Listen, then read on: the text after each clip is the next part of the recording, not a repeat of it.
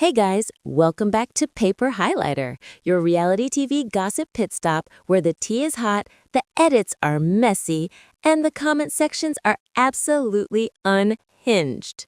First up, we've got John and his girlfriend Meghann dropping what should have been a sweet Thanksgiving baby girl announcement and instead getting dragged over jeans, maternity pants, and accusations that she trapped him. Half the fandom thinks they're a beautiful blended family. The other half is auditing her waistband like it's a crime scene. Then, over in Jasmine and Gino land, we need to talk about that scene. Jasmine swears she could never love someone like Gino, and right on cue, Matt appears behind her like a Marvel villain on a balcony. Was it real heartbreak, or a producer-approved entrance with 3 cameras and a spotlight? Meanwhile, Luke is out here starring in his own financial horror movie, Unemployed, in debt, and still dropping $2,000 cash on a designer puppy for a 19-year-old fiancé who might not even like him. Fans are screaming, "Run, Luke, run!" and keep the dog. Next, Loren and Alexei. Are they the calm, drama-free couple who walk away from chaos, or the undercover pot stirrers who light the match and then skip the tell-all? One viral post has fans turning their wholesome image inside out. Then we slide to Darcey and Stacey's big Istanbul make-under. Smaller implants, refined noses, lifted everything. But the reveal pic is so smoothed, filtered, and possibly AI-kissed that fans are asking, did the surgeon do this or did FaceApp? After that, Tyray's old face comparison post blows up into a full debate about plastic surgery, bullying, and why we still treat women like before and after billboards. Is it glow up, self-hate, or just the cost of reality TV fame? And finally, Tyray's 5-year transformation. From catfished teddy bear to confident, healthier king, his glow-up collage has the fandom rallying around him and begging TLC to bring him back, this time on his terms. Before we dive in, smash that like button, hit subscribe, ring the bell so you don't miss the next breakdown, and drop a comment telling me which storyline had your jaw on the floor this week. All right. Let's get into it. 90 Day Fiancé star John and his girlfriend Meghann tried to share a low-key, happy announcement. We're expecting a baby girl, and instead, the comment section turned into a full-blown fandom courtroom. Some people are sending hearts and congratulations. Others are demanding maternity pants and calling the whole relationship toxic. In the photos, it honestly looks like a normal fall family moment. John's grinning, arm wrapped around Meghann, her little girl is in front throwing up a peace sign, and there's a black pup getting cuddled like the 4th kid. The vibe is very, we stepped outside between turkey and dessert to grab a family pic. Jeans, cozy tops, nothing styled within an inch of its life. But this is 90-day territory, which means the real episode is happening in the comments. First wave, pure positivity. People are like, John, you look so happy. Her daughter is beautiful. And he's such a softie. He's going to be a good dad. You've got beautiful family, so happy for you. Good luck with your little one. Exactly what you expect under a pregnancy reveal. A lot of fans genuinely love John. They feel like he's one of the more down-to-earth guys, and they're rooting for him to have this dad era. And then the energy shifts. Suddenly, the fashion police clock in. Viewers zoom in on Meghan's outfit, low-slung jeans pulled under the bump, silky top that doesn't fully close over her stomach. Instead of just scrolling on, commenters are repeatedly telling John, buy her maternity pants, get her some leggings that fit. This is not how you introduce a pregnancy. Some are weirdly offended by where her waistband sits, like her belly is now a group project.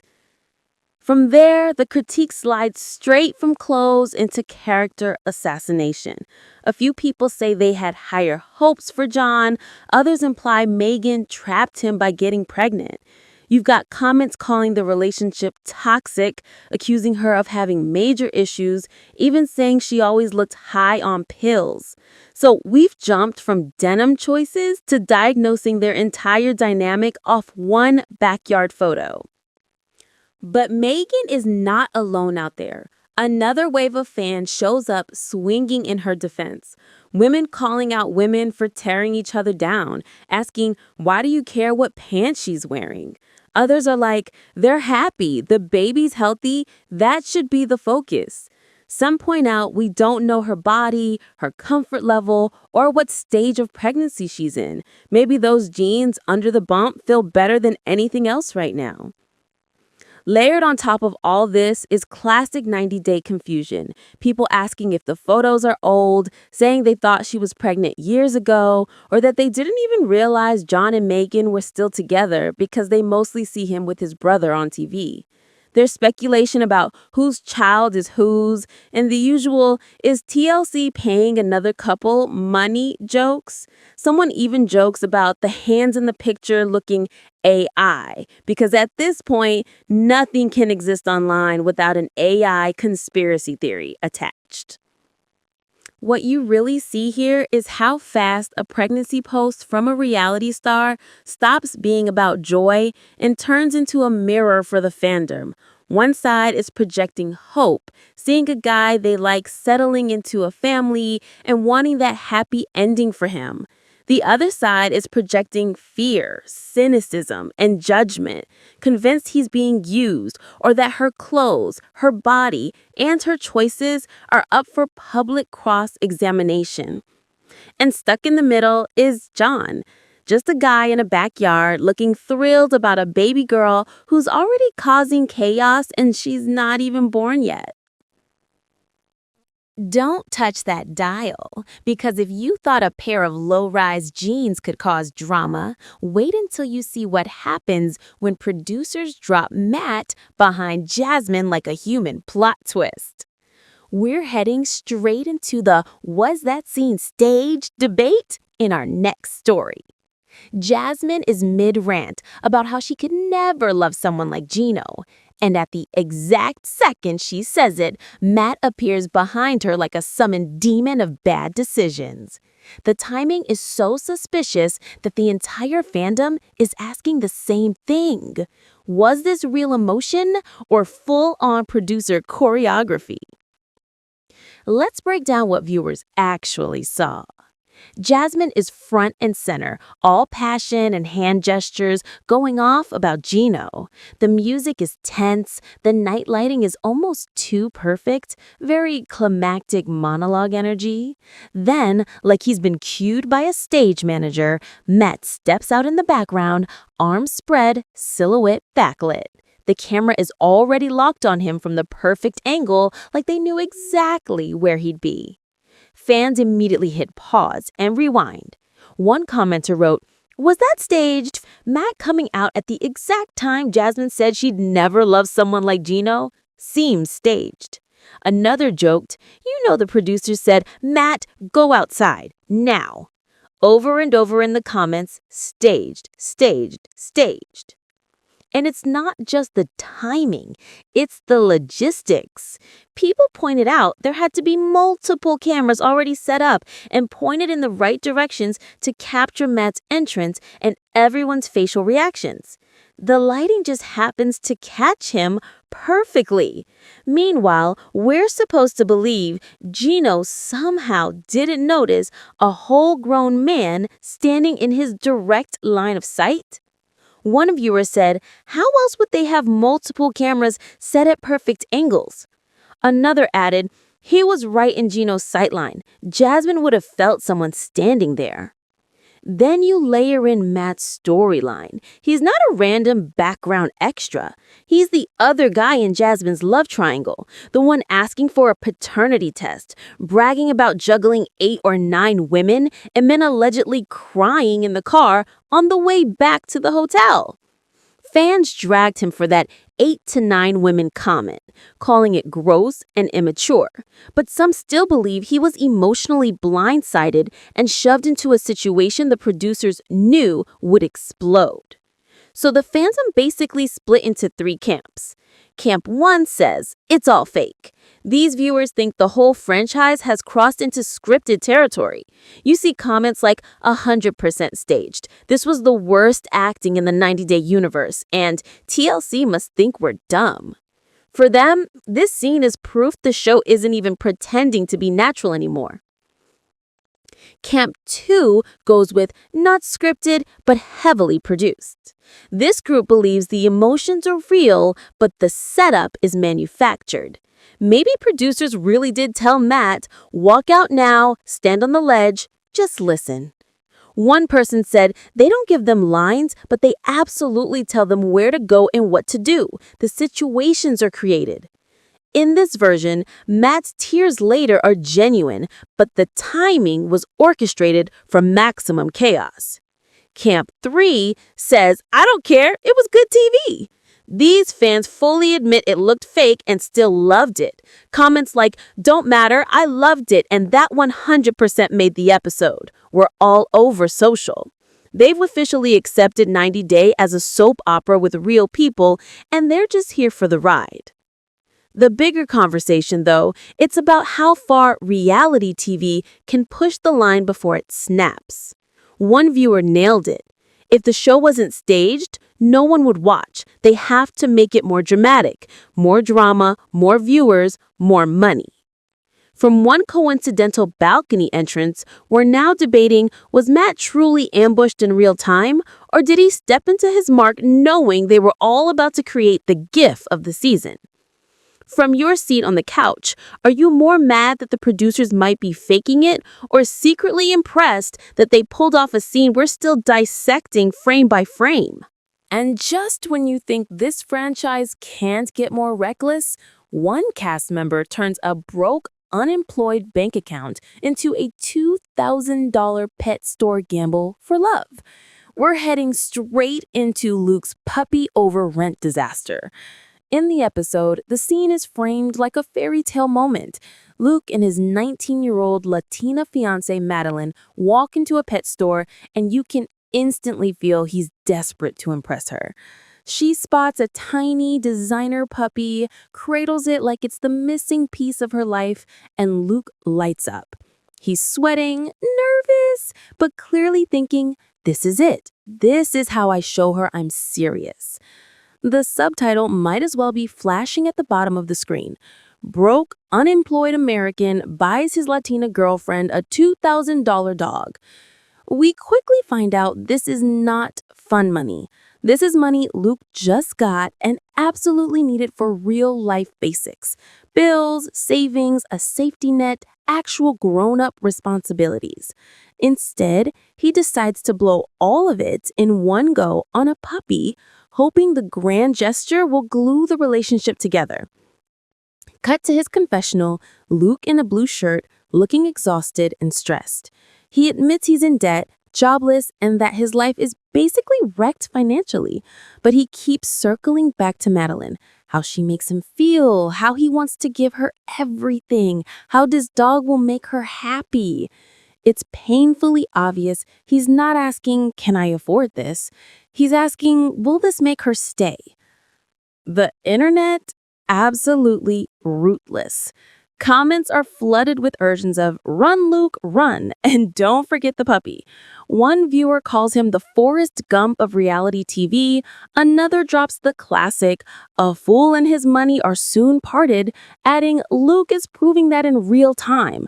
There are people yelling at their TVs, saying they'd have taken the dog back and kept it, or at least not dropped $2,000 when there's no job and no stability. And then there's the bigger pattern everyone keeps pointing out. This doesn't look like a partnership built on mutual love and respect. It looks like a 90-day classic. An older, financially unstable American trying to buy affection from a much younger partner who seems more into the lifestyle than the person. Fans are comparing them to other infamous couples where one side brings all the money and all the desperation, and the other side brings the vibes and a packing list. Behind the jokes, though, there's real frustration. Viewers aren't just laughing at Luke, they're kind of mad at him. Mad that he ignores the red flags, mad that he risks his entire future for a moment of approval, mad that he chooses a flashy gesture over actual security, especially when, according to the viral post, Madeline eventually walks away anyway, leaving him with no wife, no partnership, and a very expensive reminder that you can't purchase love. The puppy ends up being the symbol of the whole thing. Soft, adorable, ridiculously expensive, and completely impractical for someone who can't pay his bills. He didn't just buy a dog, he bought a fantasy and watched it walk away on 4 tiny legs. From your couch, it's hard not to ask, is Luke a hopeless romantic doing the most? Or is this just emotional gambling with someone else's face on the poker chips? Stick around, because if you think this couple's dynamic is messy, wait till you see the fan war over whether Loren and Alexi are the only sane ones on the show or the sneakiest drama starters of them all. One viral post dragged them for running away from every tell-all because they don't like drama, while also calling them out for starting the drama and acting like they're better than everyone else. Within minutes, fans were either crowning them secret villains or defending them like ride-or-die besties. The post itself is simple. A screen grab of Loren and Alexi in confessionals with a snarky caption about them skipping tell-alls but still stirring the pot. And the comment section absolutely detonated. First, the prosecution. A lot of viewers firmly believe no. These two started the drama. They bring up Loren telling everyone who listened about Andre wanting his wife and family to move to Moldova, framing it as her spreading mess and then backing away when it blew up. One comment literally calls her the biggest starter of mess, accusing her of inserting herself into everyone's business and then acting like she's shocked when it circles back. People start pulling receipts from across seasons. The housewarming party where she was already heated before Andre's mama bear comment.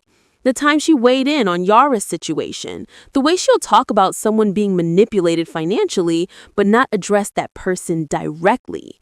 To those fans, this is a pattern. Loren narrates the drama, adds a lighter fluid, and then ducks out as soon as it catches fire, while Alexi either backs her quietly or just looks uncomfortable on the side. Some comments even go for her body language and expressions, claiming they can tell when she's lying by how she talks, or accusing her of playing the victim when she started the conflict in the first place. Others bring up her long-running tension with her mom, saying it feels like she's willing to air very personal family issues on TV while still trying to maintain a "we're above all this" brand. But right behind that wave, the defense squad shows up. Supporters insist Loren and Alexi are better, not as in better people, but better than the toxic chaos. One top comment says they're the only ones who know when to walk away, calling the rest of the cast high schoolers who live for the chaos. Another declares them one of the only couples with real boundaries, saying skipping tell-alls is them protecting their marriage, not dodging accountability.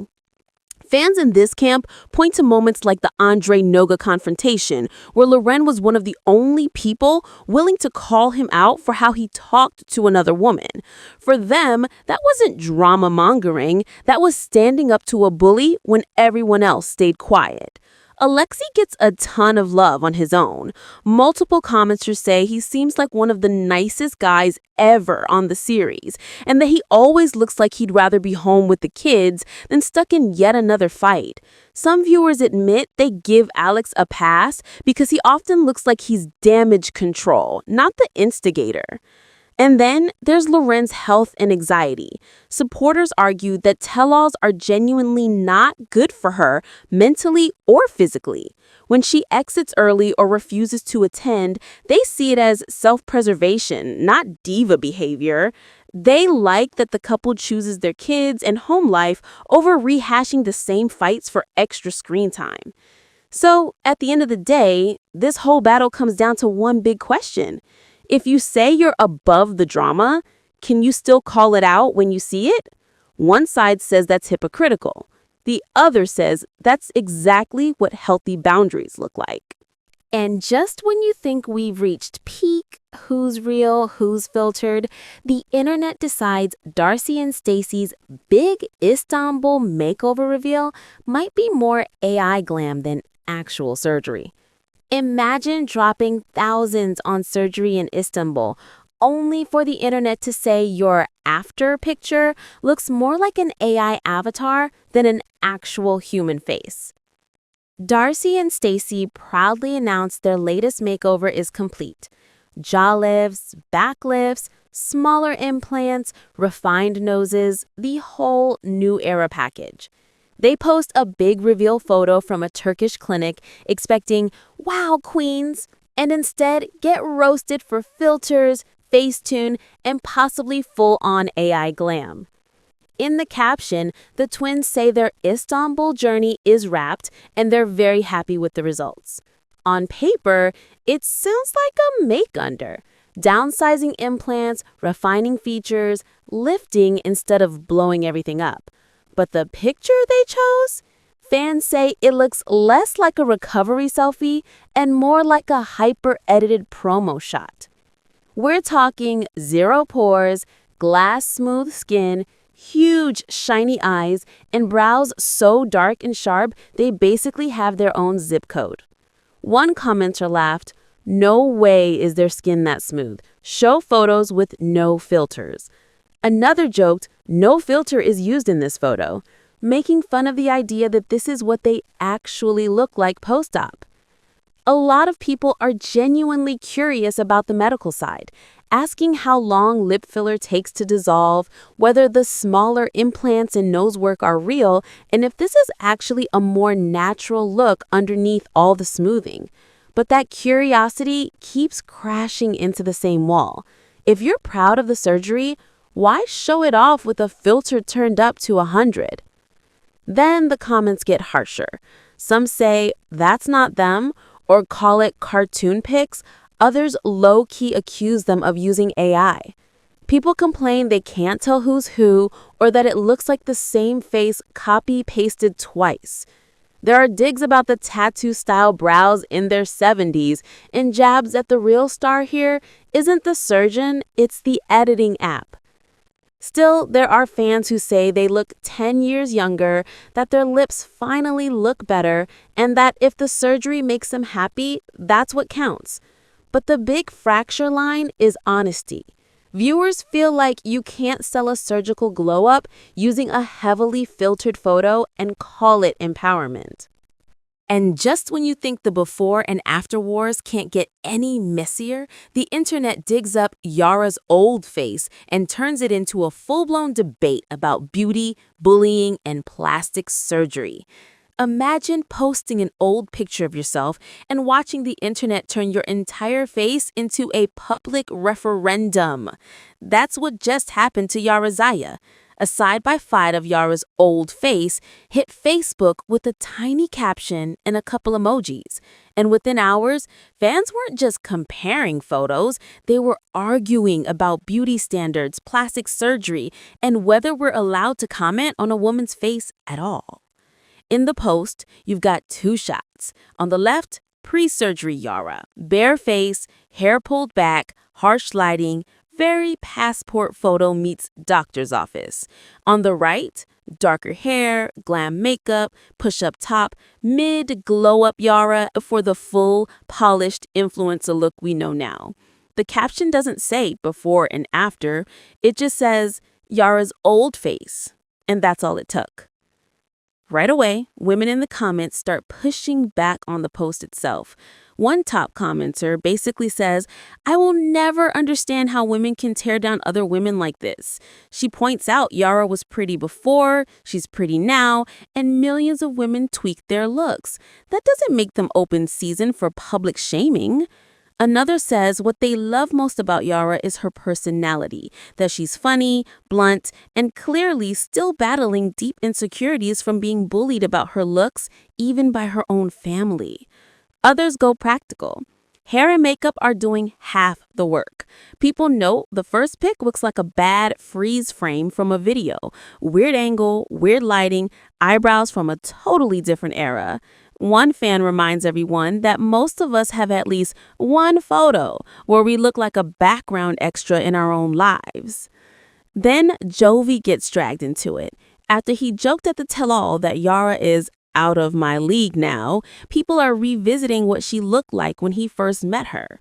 Some argue he clearly loved her pre-surgery, which proves she didn't need all this work. Others twist it into, guess she's not that far out of his league after all, rating her looks before and after like it's a sport. The heaviest comments bring up Yara's breakdown at the recent tell-all, where she cried talking about her family mocking her appearance growing up. For a lot of viewers, that changed everything. Suddenly, this old face post doesn't feel like harmless gossip. It feels like reopening a wound she's already sobbed about on national TV. Not everyone hates the surgery, though. Plenty of fans admit they think she was beautiful before and after, and yes, they think the nose job is excellent.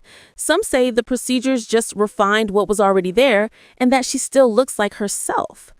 Others highlight how common cosmetic tweaks are now and argue the real problem isn't the surgery, it's the way we act like a woman's entire value is up for public vote. Underlying it all is a double standard. People ask why Jodie's face isn't under the same microscope. They point out we don't line up old Jovi versus new Jovi pics or debate whether he leveled up enough to match her. And just when you think the fandom can't get any more intense about appearances, transformation, and self-worth, along comes Tyray with a 5-year glow-up that has everyone crying happy tears instead of tearing him down. If you remember Tyray as the shy, plus-size teddy bear who got catfished on national TV, you're not alone. That storyline broke a lot of hearts. But 5 years later, a new side-by-side post is going viral, and this time the fandom isn't crying for him, they're cheering him on. The post is basically a visual time capsule. Thanksgiving 2020 to now, 2025. In the early photos, it's classic Tyray. Oversized white tee, fuller cheeks, peace sign in the bathroom mirror. You can see the sweetness, but you can also feel the weight of everything he was carrying at the time. Fast forward a few frames, and it's like you're looking at a new chapter.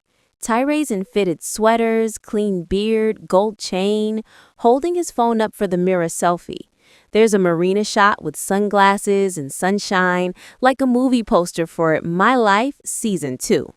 The caption calls it a 5-year journey, and you can instantly tell this isn't just about the scale, it's about self-worth. The comments, an explosion of love. People who met him as the teddy bear are quick to say he was always cute. Now he finally looks like he believes it. One fan says they thought he was attractive even when he was bigger, and that his confidence is what really glows now. Another calls him a big teddy bear who was a cutie even before the weight loss, and says some future partner is going to be very lucky. Then the deeper stuff starts pouring in. One mom writes a long emotional comment saying she's proud of him for taking his life into his own hands, sharing that her own son is preparing for weight loss surgery. She talks about learning to love herself before she could love anyone else, and says she'll be praying for him. It feels less like a gossip thread, more like a support group rallying behind someone they genuinely care about. Fans keep circling back to the same idea. Health over everything. A lot of them don't even ask how he lost the weight. Surgery, gym, diet, whatever. They just focus on the fact that he looks healthier and happier. One person says, he was always handsome. I'm just glad his outside matches the amazing person he already was. And then there's the TLC factor. Comment after comment is basically tagging the network in spirit. Get him on Pillow Talk. He deserves a second chance on TV. Replace half the mess with Tyray, please. People call him one of the nicest cast members ever and say they'd watch him over most of the current lineup any day. What's really beautiful is the through line. His weight changed, his wardrobe changed, his confidence changed, but fans are adamant that his core never did. They describe him as a nice gentleman, sweetheart, and genuinely good guy. And they're not just hyping his jawline, they're celebrating his heart. If you had fun spilling this tea with us, don't forget to like, subscribe, smash that notification bell, and drop your hottest take in the comments below. And of course, follow us on socials for even more messy midweek updates. Tomorrow, we're back with brand new receipts and a fresh reality TV bombshell you are not ready for.